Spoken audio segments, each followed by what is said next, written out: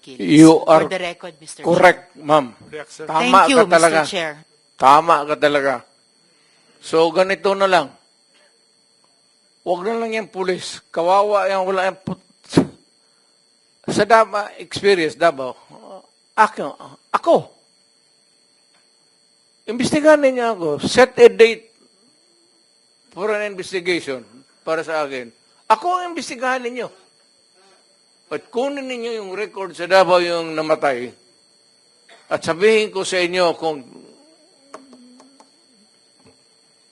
wala akong taguin.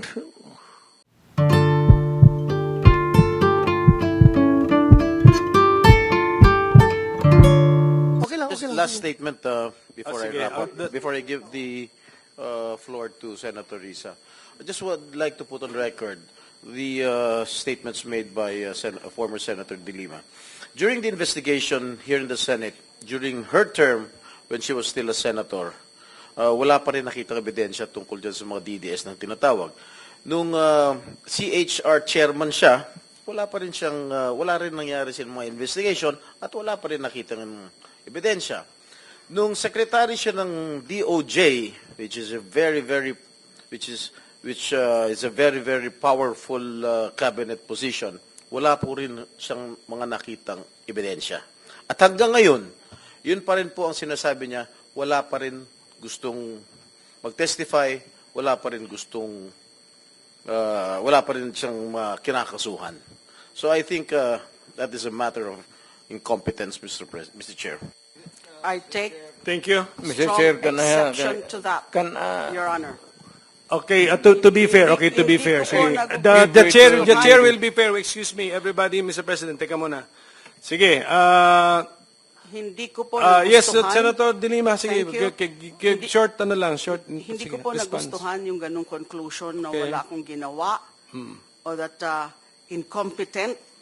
Malayo pong description sa akin yan. I always do my job. Depende sa mga circumstances. Depende rin sa kung ano talaga yung makakalap. And hindi ho tama na nung Senate inquiry. Kasi nandun po si Matubato. Present ko nga po. Pero after I presented him, inalis na po ako as Senate chairperson. Now, ano yung tungkol sa safest city? Ma'am, What let's exactly ma'am, excuse me. is the standard? Can I stop you there? Wag na natin, let's not debate on the safest city. I mean, focus po tayo, no? A Philippine war on illegal drugs. So, anyway, opinion na po yun. There's no right and wrong opinion. Yes, Senator Risa? Salamat kaayo, Mr. Chair. Wag nating kalimutan, may bombshell na inamin ang dating presidente kanina. Sinimulan niyang i-implicate, ilaglag yung mga ilan sa mga dating PNP officials natin na involved daw sa Davao Death Squad noon. Pero sila mismo, sinabi nila na may death squad sila. Siya. Bagamat hindi daw pulis, may death squad siya. Yun yung iniimbestigahan nga natin dito, Mr. Chair. Yung war on drugs, yung extrajudicial killings na nangyari nung war on drugs, sinimulang modelo sa Davao noon, tapos iniimbestiga natin kung yun ang ginamit na template o modelo para i-scale up nationwide.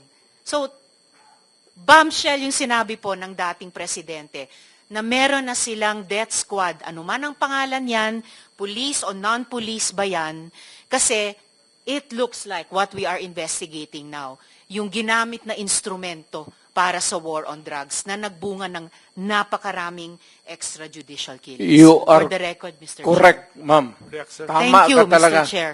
Tama ka talaga. So, ganito na lang. Huwag na lang yung pulis. Kawawa yan, wala yung sa experience, Davao, ako. Imbestigahan niya ako. Set a date for an investigation para sa akin. Ako ang imbestigahan ninyo. At kunin ninyo yung record sa Davao yung namatay. At sabihin ko sa inyo kung wala akong taguin. Alam mo, nag-warning ako, huwag kayong gumawa dito. kasi gusto ko ang Davao. Ang Davao was a very kawawa noon. Alam ninyo sir, alam panahon ng NPA nung hindi pa ako mayor, kita mo ang Davao. Left and right ang hold up, walang makalabas sa bahay. Pati mga pulis takot. Kasi nandyan yung mga NPA, pinapatay sila. Kaya sinabi ko, nag-agyat ako sa bukid, nung na-mayor ako, sabi ko, ayaw ko ng away sa inyo. Pero yung mga pamilya ninyo, nandyan sa syudad natin, yung mga top hunso ng Communist Party, bilangin ninyo ilan ang taga Davao. Saan ang pamilya nila? Sa Davao. Kaya umakyat ako sa bukid. Sinabi ko, stop it. Huwag ninyong patayin ang mga pulis ko kasi putang ina yung pamilya ninyo. Yayariin ko yan. Mr. Chair, if I may, dahil matagal na po yung sa NPA, kung maaring mag-follow-up question ako sa dating presidente Go ahead, ng sir. Death Squad. Mr. Chair? Salamat Go ahead, kaayo, Senator Mr. Risa. Chair. Kanina, sinabi nyo there were 7 people dun sa inyong self-described death squad. Ano po yung mga pangalan nila at paki-describe yung structure ng organization na sinet up nyo, yung death squad na iyon? Yung death squad ko, ang death squad ko, ma'am, is, of course, it is organized.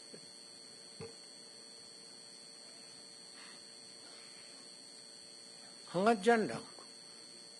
Ano po yung structure ng organization na iyon? Against criminals. Hindi po, yun yung task siguro na binigay nyo. Pero Hindi, anong structure ng death squad niya iyon? Structure against crime and criminals. Ibig sabihin, ano po yung setup? At sino yung 7 yon na miyembro ng death squad Fight nyo? crime. No, sir. Yung pangalan nung sabi nyo, 7 tao na nasa death squad nyo. Mukhang patay naman sila lahat, ma'am. It's okay, sir. Ano pong mga pangalan nila? You know, when I was mayor, it's about 43. I am now 73. For the life of me, I cannot remember the name. And ano po yung structure nung 7 yon? Merong bang team leader, may 2 tenyente, then may 4 pa na tao? Ano po yung structure ng organization na iyon? I said I am 73 years old.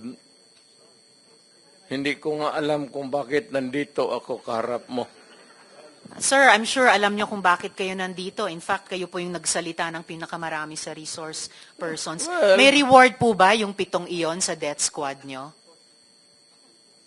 Again, ma'am? May rewards po bang ibinibigay sa mga miyembro ng death squad nyo tuwing nakakapatay sila? Police? Police ba yung death squad nyo? Yung Yun ang allegations. Hindi po, yung sinabi nyo kanina. Huwag tayong lumabas dyan. Ah, hindi po ako lumalabas. May ibang lumalabas. O, Yung dito sinabi tayo po ninyong ang death squad, pinag-usapan dito may rewards po ba is yun? centered sa police na sinasabi na binabayaran. No, sir. Pina-follow up ko yung sinabi ninyo. Ay, yung civilian? Unprompted. O, so, kung civilian yon, yung sinabi nyo na death squad nyo na 7 tao, may rewards po ba yung 7 taong iyon kapag nakakapatay sila? Ay, hindi, ma'am. Mayayaman yung mga... Maraming gago na mayayaman sa Davao. Hindi Ano mo pong kaya- koneksyon ng mayayaman sa Davao? Gusto dun sa pumatay miyembro ng mga death kriminal. squad? Because Ibig sabihin, they want their city to be safe. Nagbibigay sila, yung Because mayayaman, they ng want reward sa business to death thrive. squad? Yes, sir. Bago po yan, Mo. sinasabi nyo ba na yung mayayaman sa Davao nagbayad sa death squad para pumatay? No, hindi, ma'am. Si Sila Colonel mismo. Makasait po ba kasama sa death squad na iyon? Sino? Colonel Makasait, kasama po ba sa death squad na iyon? Colonel Makasait. Ma'am, alam mo, sa totoo lang, mahabang istorya to. It's okay, sir. Maikli lang sana Pero kung ang sagot. problema, ma'am, patay na yung tao. Si Colonel Makasait ay patay na. Ayaw kung marami. Policeman, police officer in the police department. pero patay na yung tao. Okay, sir. May Huwag mo rewards akong po ba tanungin sila? kung anong history yung tao na yan, patay na. Okay. May rewards po ba sila, yung mga miyembro ng death squad nyo? Sino? Ako? Magbigay? Yung 7 miyembro, kung sino man ang nagbigay, may rewards ba sila kapag pumapatay sila? Walang reward, ma'am, kung Walang police rewards. yan. Lalo Hindi na ho. police. Bakit Wag- ako magbigay ng reward sa mga... Paiba-iba, hindi po. Trabaho Paiba-iba po nila yung yan. sinasagot nyo eh. Hindi ko tinatanong yung mga pulis. Oo. Tinatanong ko po yung mga miyembro ng death squad nyo. Ah. Binabayaran ba sila kapag nakakapatay sila? Wala. Wala. Okay. So, May- libre Sen- lang may yung I remind the pagpatay. Senator, this is just an intervention. Yeah, sorry. We have to I follow- apologize, we have Mr. to Chair. follow the Yes, order. I Yes, please, submit, please. Mr. Okay. Chair.